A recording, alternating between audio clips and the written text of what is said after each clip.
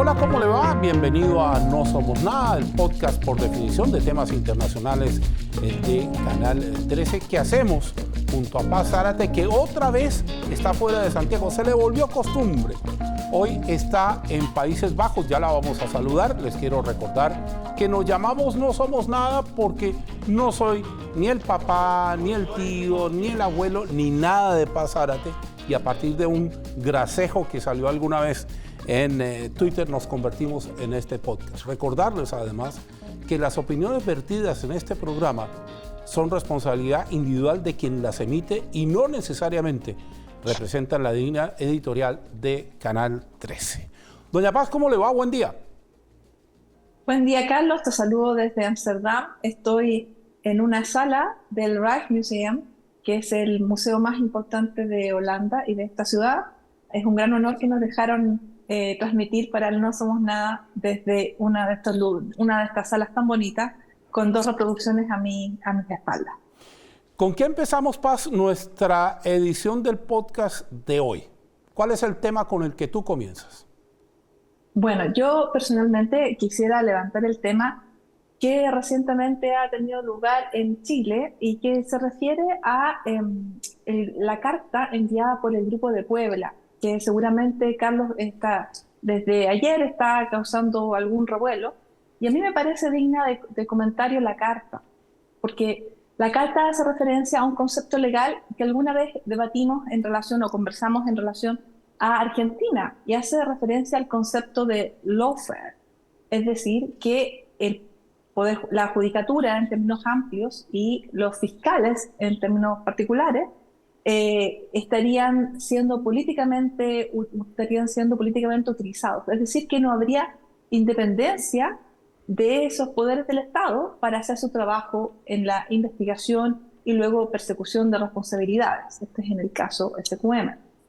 Si bien, obviamente, en este podcast es un podcast de temas internacionales, me parece destacable lo siguiente, que esa carta está firmada por jefes de Estado de países amigos, países vecinos.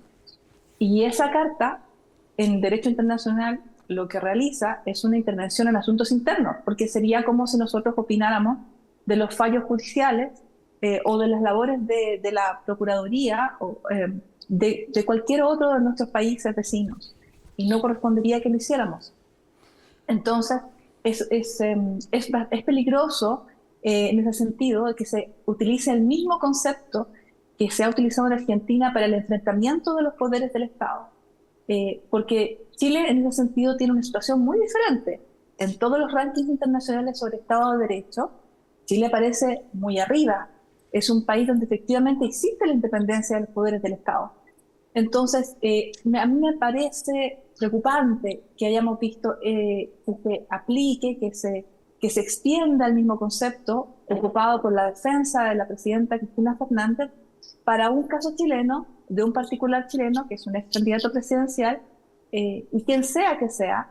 Es extraño que jefes de Estado de otros países, jefes de Estado activos como es el presidente Fernández, participen de este tipo de opiniones sobre una investigación que se realiza respecto no de una figura del Estado, un funcionario público, sino de una persona, un ciudadano privado. Así que en ese sentido me preocupa.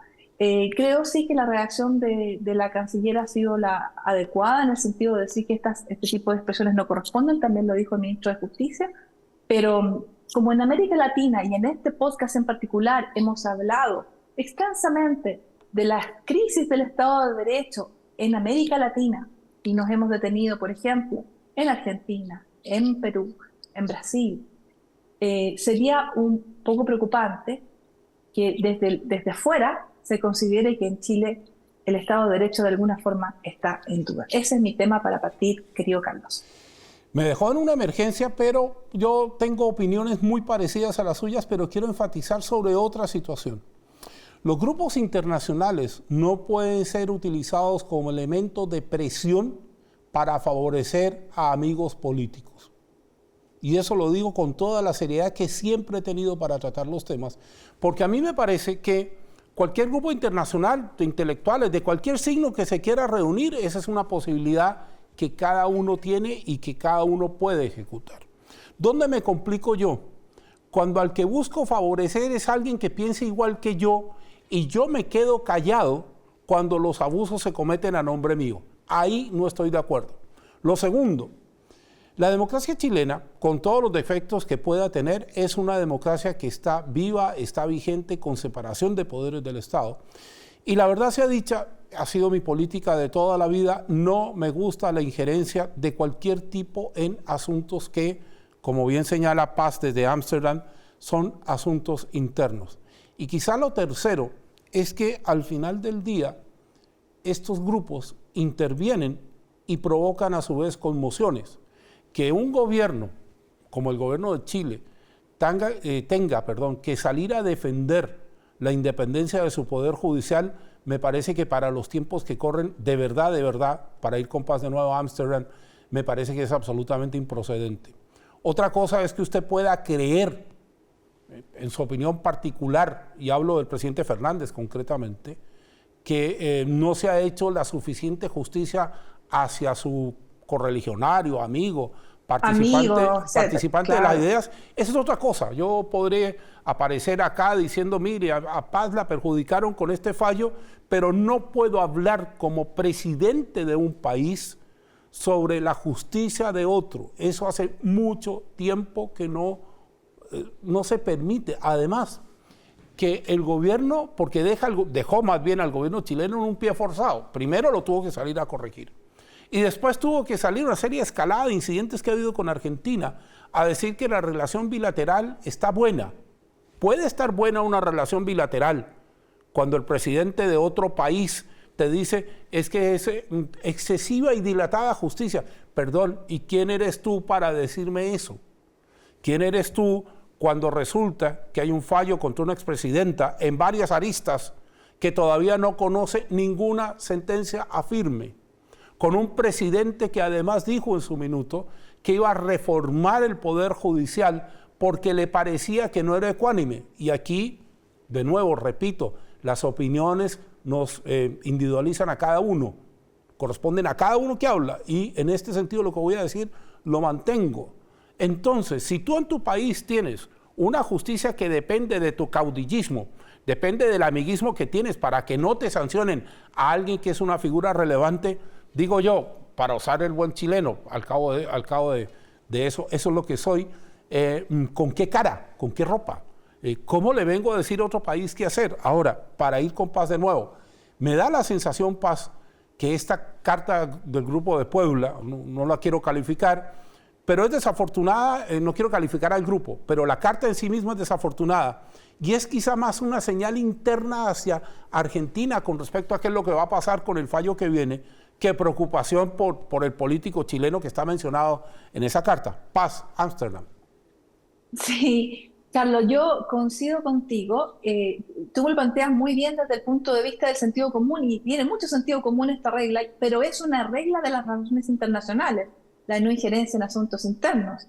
Entonces, por eso, coincido plenamente en que los personeros de otros países que son cercanos en lo humano en este caso al ciudadano chileno, Marco Enrique Minami, por supuesto, pueden expresar desde el punto de vista humano su cercanía, pero como jefes de Estado están ejerciendo a través del Grupo de Puebla una presión y además expresando una opinión que constituye injerencia en asuntos internos. Por eso es que la Cancillería ha dicho que está estudiando una nota de protesta que en el contexto de cómo se desarrollan, se desenvuelven las relaciones internacionales es lo que correspondería hacer. Mi sensación, y con eso cierro este tema, es un signo de preocupación porque el Estado de Derecho en nuestra región, como hemos visto en los últimos meses y sobre todo desde que conversamos en este podcast, nos da signos de preocupación en nuestros países vecinos. Y en ese sentido, hay países como el nuestro, como Uruguay, como Costa Rica, que se caracterizan por lo contrario, por la búsqueda de soluciones legales, institucionales y la buena salud de sus instituciones para solucionar sus problemas. Entonces, no es el caso, no hay ninguna evidencia internacional que respalde la alegación de que en Chile no existe Estado de Derecho o que la judicatura está utilizada por políticos para dañar a otras figuras. Eso no es así. Y además los mismos hechos lo desdicen, como bien mi colega Carlos Gajardo ha dicho, un gran ex fiscal. Dentro del caso y las otras personas que se encuentran imputadas, hay muchas personas de derecha. Por lo tanto, los hechos del caso concreto y el estatus de Chile en cuanto a la salud de su Estado de Derecho y la salud de su institucionalidad desmienten el fondo de esta carta, y por lo tanto, en el contexto de las relaciones internacionales, la nota de protesta parecería justificada. Bueno, con eso cierro este tema, Carlos. Sí, si me permite, su señoría, para hablar en términos jurídicos, quiero hacer un otro sí, que usted lo acaba de hacer, pero es importante hacerlo acá. El caso en cuestión tiene varios acusados. Si yo lo que estoy pidiendo es justicia, aludo a todos, no a uno en particular, y eso es lo que inhabilita aquello. Bien, tomamos el guante desde Santiago y vamos a seguir con temas jurídicos. Yo creo que es hora de que hablemos de Daniel Ortega y lo que está pasando en Nicaragua. Es hora de que alguien salga al frente y le diga a un presidente, porque fue electo el señor Ortega como presidente de Nicaragua, y en términos de la elección está en su cargo con los votos de la gente, que la presidencia no es un lugar desde el que uno pueda coartar o coaccionar o amenazar a los opositores. Eso lo hemos visto en muchas partes. ¿Para qué le digo? Le puedo hacer una lista. Desde la Cuba castrista, lo que está pasando en Rusia, lo que pasa en China, y hay una lista. Pero es que lo de Ortega, mi querida Paz, está pasando el límite. Primero, penas de cárcel sin ningún tipo de delito cometido, más allá de una supuesta traición a la patria o conducta antisocial. Eso me hace acordar la Cuba de Castro de los años 50. Segundo, penas excesivamente largas por simplemente esbozar una crítica hacia el accionar presidencial. Tercero, y que es lo que más hace que yo haya tomado cartas en este asunto, las penas de destierro, que digamos en pleno 2023 son inaceptables de suyo, pero lo peor, el despojar de la nacionalidad a las personas que han sido condenadas. Yo quiero ser súper claro. Esa fue una herramienta que utilizaron las dictaduras de derecha para supuestamente, y vuelvo a decir, dictaduras de derecha para supuestamente normalizar sus países. Mandar al exilio a los opositores y en algunos casos quitarle la nacionalidad. En otros había que pedir permiso para volver al país en cuestión. Me parece que es hora de que la comunidad internacional enfrente al señor Ortega, porque lo que está haciendo no es democrático, es dictatorial. Paso. Sí, bueno, Carlos, yo creo que lo de Ortega pasó de castaño oscuro hace bastante tiempo, y así lo ha establecido por lo demás el trabajo de la Comisión Interamericana de Derechos Humanos, donde fue presidenta la actual canciller chilena Antonio Urrejola, quien conoce muy bien esta realidad. Respecto a que el señor Ortega sea presidente de Nicaragua, actualmente, porque hubo elecciones, esas elecciones no cumplieron los requisitos mínimos para ser consideradas legítimas, y esto lo ha dicho incluso el mismo presidente Boric. Así que, y muchos otros países y muchos otros gobiernos, hace bastante tiempo que no hay una legitimidad del actual gobierno de Ortega, que sí la ha tenido en el pasado. Entonces, efectivamente están todos los signos de una dictadura cruel y sangrienta. El quitarle la nacionalidad es solamente el último giro de muchas estrategias tomadas para horadar la voluntad del electorado, para silenciar a los críticos, para perseguir periodistas, candidatos presidenciales alternativos, etc. Así que coincido contigo que es hora que esto se generalice, porque esto se ha manejado en un nivel institucional, las críticas de otros jefes de Estado, pero yo creo que falta quizás aún más familiaridad y que esto descienda, digamos, y que se vaya haciendo cada vez más consciente la sociedad civil de lo que sucede en Nicaragua. Así que totalmente contigo de que, bueno, aquí tenemos una oportunidad en nuestro podcast de quizá ahora volver a tocar el tema en otra oportunidad con mayor detalle, y contamos toda la historia del régimen de Ortega, que por lo demás tiene muchos capítulos. y el actual es particularmente preocupante para todos aquellos a quienes nos importa la democracia y los derechos humanos. Sí, yo quiero hacer una claridad para no quedar a la mitad y quedar como que estoy desinformado y estoy a favor de esta persona. No, yo lo que he dicho es que en forma esa elección, por más que haya sido rechazada internacionalmente, Naciones Unidas y el grupo internacional le concede la categoría de presidente como lo hace también con Nicolás Maduro de Venezuela. Yo no, en eso no me pierdo, digo, para que no se le vaya a ocurrir a usted que yo estoy diciendo que en Nicaragua hay democracia. No, yo lo que he dicho es que en forma eso ha ocurrido. Si fuera lo contrario, que es la tesis que tiene Paz, y yo estoy absolutamente de acuerdo con Paz, ese país y otros países debiesen ser excluidos del diálogo. Miren, esto es tan ridículo que hay una declaración de Santiago.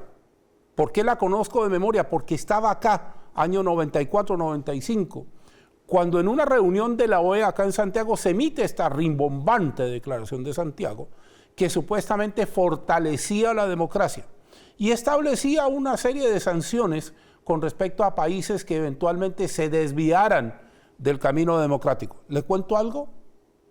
No funciona, no sirve. Y no sirve para ir con paz, porque para hacer este tipo de normas que ya están establecidas, tiene que haber consenso entre los países miembros de la organización que la promueve, en este caso la OEA, de que se van a aplicar esas sanciones. Tuvo varias pruebas, le doy un ejemplo. El autogolpe de Fujimori en Perú, que todo el mundo suponía que Perú iba a ser excluido de la OEA, no pasó nada. Tiene varios relatos entre medio de sanciones contra sindicalistas, persecuciones, etcétera. Tampoco ha pasado nada. Entonces, haciendo esa aclaración y para volver con paz, yo creo que el año 2023 de la historia de la humanidad tiene que llevarnos a un escenario en que el respeto a los derechos de la oposición sea un respeto claro y transparente. ¿Qué quiero decir con esto? Usted puede y tiene el derecho a hacer oposición y también tiene y puede ejercer su derecho a no ser perseguido por eso. Porque entonces lo que nos está pasando es que tenemos países polarizados, países donde se ejerce esto u otros países donde la gente se la toma presa en la calle y se la lleva a una cárcel y se dice que es delincuente sin ningún tipo de juicio. Hay que tomar conciencia de que esto que está pasando en Nicaragua, en Nicaragua, bien digo, con Ortega, que entre otras cosas es parte de la historia de Nicaragua porque junto al Frente Sandinista de Liberación Nacional derrocaron más que derribaron, a Anastasio Somoza Debayle, el hijo de Tacho Somoza, que murió en Paraguay en un atentado del propio Frente Sandinista. Lo derrocaron y forma parte Ortega de la lucha por la democracia en Nicaragua. No puede decir Ortega ahora que es un demócrata por excelencia como está tratando de hacer ver. Paso. Bueno, yo creo que el tema está bastante analizado por ahora y podemos pasar, si quieres, al que sigue. Yo creo que vamos a volver varias veces a tocar Nicaragua y sería bueno que revisáramos la historia de ese país. En realidad, un punto que habría que agregar es que personalmente yo lamento, y yo creo que tú a lo mejor estás de acuerdo conmigo, que nosotros en Sudamérica no sabemos lo suficiente de Centroamérica. Y de vez en cuando, cuando hay alguna cumbre, quizá hablemos de esos problemas de Centroamérica, pero no es algo que esté en nuestro radar noticioso en general y debería, yo creo, importarnos más. Es muy importante, sobre todo en las dinámicas de ciertos fenómenos que nos afectan a todos, como la migración y el cambio climático, entender la problemática de América Central, que es un poquito distinta de la de nosotros en América del Sur. Sí. Y además nos está quedando en el tintero un tema grandote de América Central, que es Haití, del que no hablamos nunca. Claro. Ahora, uno como periodista y abogado, yo y abogado Paz, vamos dándonos cuenta de que los flujos de las noticias a veces nos van dejando temas afuera. A ver, doña Paz, consideraciones, estas ideas que vamos colocando en el temario para ir cerrando nuestro programa de hoy. A ver, bueno, yo esta semana tengo que contarles que he estado en La Haya en distintos temas vinculados con mi trabajo como abogado Y desde acá, el tema de esta semana en realidad es el aniversario de la guerra en Ucrania, que tocamos también en nuestro capítulo anterior del podcast. Esta semana se realiza la conferencia de la seguridad de Múnich, que ustedes, bueno, se realiza anualmente, y que ustedes recordarán el año pasado, en esa antesala de la guerra, la verdad es que nadie contemplaba que la invasión tendría lugar y que si tuviera lugar, la idea era que sería más corta. Como sabemos, esa conferencia esta semana va a estar dedicada a las alternativas de la guerra, si es posible que esta guerra termine pronto, como es la esperanza ucraniana, porque la verdad es que si esto se prolonga, la estimación es que podría durar varios años. Y yo creo que es importante que nos hagamos una idea de cuáles son los escenarios. Esta semana seguramente estaremos conversando de eso en distintas plataformas, los escenarios de la guerra al cumplirse un año. Esta es la noticia en este momento en Europa y también en Estados Unidos, además de las noticias de los distintos globos que vuelan de origen chino, y de lo cual todavía, como también mencionamos en el podcast pasado, todavía no tenemos entera claridad. Carlos. Sí, yo quiero cerrar mi participación de hoy en un programa que ha sido dedicado a la protección de las libertades. Es importante a veces hablar de las libertades y elevar la voz y decir lo que uno piensa, más allá de que las personas pueden estar a gusto o disgusto con lo que uno piensa. De hecho, esta profesión tiene ese drama. Uno quisiera que a todo el mundo le gustara, pero no necesariamente le gusta con un detalle. Lo que ha acontecido en Estados Unidos con el derrame de cloruro de vinilo en Ohio, que formulamos votos de que no se extienda y no sea una tragedia ecológica al final, también pone de relieve la forma en que se dicen cosas sobre una tragedia determinada.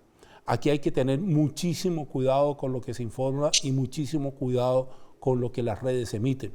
Y ese es un llamado a usted que nos sigue para que chequee la información, para que la contraste, para que no caiga en las redes normales de tremendismo, de sensacionalismo que hacen que a veces la pasemos muy mal. Lo de Ohio es grave, sí. ¿Qué tan grave? No lo sabemos, pero lo cierto del caso es que al contrario de Chernóbil, que es una comparación que ha venido saliendo en redes sistemáticamente, aquí los medios pudieron informar y están informando sobre aquello y seguramente habrá una declaración oficial por la situación y el grado de contaminación que ha generado este derrame tóxico, que si usted no tiene información la puede encontrar en nuestro sitio madre t13.cl. Desde Ámsterdam... Carlos, tal vez una cosa que habría que agregar, a ver. Ya hacia el final, el otro tema que ha dominado las noticias esta semana acá ha sido la tragedia de Siria y Turquía. Y me detengo en Siria particularmente porque se trata de una tragedia sobre otra tragedia, que son los 10 años que cumple la guerra en Siria. Y que si bien la ayuda está llegando a Turquía, a Siria le cuesta muchísimo más recibir ayuda dado su situación política y la guerra que todavía continúa. Así que tenemos un drama humanitario de proporciones, porque creo corrígeme tú, Carlos, si es que me equivoco, 43.000 muertos es la última estimación, ¿verdad? Sí, la de esta mañana, usted entenderá que esto se graba para que usted lo pueda ver permanentemente, es la mañana de día viernes, que es cuando grabamos, la última estimación era la que está mencionando Paz. Ahora, para agregar, porque digamos que nos gusta llevar temas de fundamento, temas un poco más alejados de la actualidad del día. En el caso de los sirios es esencialmente grave porque está en la zona rebelde de Siria y porque Bashar al-Assad jugó un papel bastante opaco en este. Es otro personaje que tiene que aparecer un día de estos por acá a hacer visita. Bashar al-Assad recibió la ayuda internacional y él decidió qué rutas habría de ayuda hacia Siria, porque hay que recordar que la frontera sirio-turca está reforzada desde el lado turco, porque los turcos tampoco es que simpaticen mucho con los rebeldes sirios. Por lo tanto, es un escenario que está, como decimos, en pleno desarrollo. Iba a comenzar a despedirme, lo voy a terminar de hacer. Doña Paz, con Reproducciones Ilustres desde Ámsterdam, muchísimas gracias por nuestro programa de hoy. No somos nada, ¿no, Paz? No somos nada, pero con la compañía de todas las personas que nos escuchan, que son bastantes, revisamos todos los comentarios y agradecemos todas las visualizaciones. Con la ayuda de todos somos algo, un podcast muy bonito y que ahora lo hemos hecho en 2 sesiones por vía virtual, pero ya la próxima semana estaremos juntos con Carlos revisando, también comentando y conversando acerca de cuáles han sido las noticias de la semana que probablemente estarán dominadas por el aniversario de la guerra. Así que un saludo muy grande desde el Rijksmuseum de Ámsterdam. No tengo la pronunciación holandesa de Paz. Desde el estudio de Canal 13, donde salimos de empresa, comenzamos a despedir a Paz. Paz, muchísimas gracias. Nos estamos viendo. A nombre de Manuel Roa, que hoy ha tenido el comando técnico para que podamos llegar a ustedes. A nombre de nuestro personal, la gente que trabaja acá abajo para que yo pueda salir y tal. A nombre de mis compañeros de Switch, de todo T13.cl. Muchas gracias por estar ahí. Ya lo sabe, si es en podcast, suscríbase. Si es en YouTube, tic, tic, tic, la campanita para que podamos seguir comunicándonos. Todas las opiniones, bienvenidas. No somos dueños de la verdad, nos gusta dialogar. Que estén bien.